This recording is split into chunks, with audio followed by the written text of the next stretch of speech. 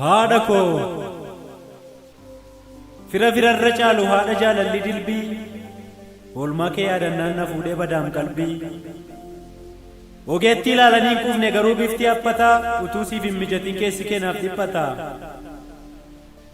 abidda keessa teessee waa'ee koo kan sodaattu qaamaan alaala teessee na wajjin kan jiraattu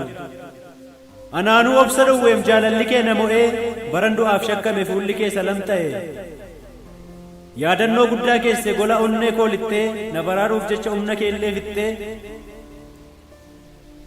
dubbii lagadha jedhee afaan qabadhee taa'ee wanta keessa koo jiru hunda qadaadee kaa'ee humna kee guddisa koof dhume utuu yaadee tilmaamuu sagalee kee baricha bara sanaa mararfatee na waamu anoo salphadheeti maaf na laaltu yaa firaa utuun callisee taa'uun mucaa koo dhabuuf jiraa jettee marrumaan uffixaa imimmaan kuttee darbatta qooda koof darbuu feete na oolchuuf immoo rakkatta bakka kee anaa buusu anaanaa nyaatu duutii ati waan tokko taanaan anis si biraa na fuuti jetteetu haadha koo lubbuu kee naaf wareegdee qabeenya kee urguftee utuu qabduu naaf deegde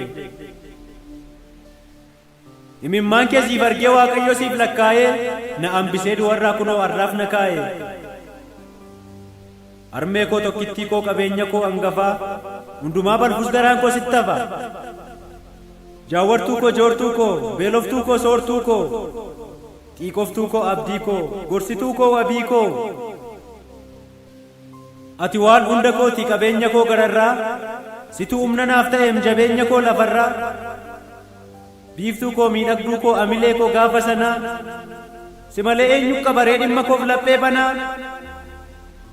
yoo yakkaaf shakkame firri firooma dhiisee alagooma himata akka kee naaf quuqamee rakkoo walakkaa ciisee eenyutu naaf dhiphata dhugaa jiruun dubbadha kee hin arbeeffamu isa gorsaaf deeggarsa keetiin mogoleen koo jabeeffamu shallaga isaan wallaalee manoo jaalala kee tilmaame anaaf kabaja kooti namni utuu maqaa keen na waame bifti kee babbadee nu guddifnaan ijoolleen kee jirra waan baay'een baradheem jaalala dhugaa sirraa anooti haadha koo jecha biraan dhabe amileen kolaafe gorsa keen jabaata lubbuu qabaatee nama ta'etu deeme jaalalli si fakkaata dhugaadhaan haadha koo ati naaf waamara kooti hooggantuu miira koo ministeera koo mootii akkamuma siif ta'u garaa kee maaltu ciibsa jecha moo gocha kamtu keessa koo siif ibsa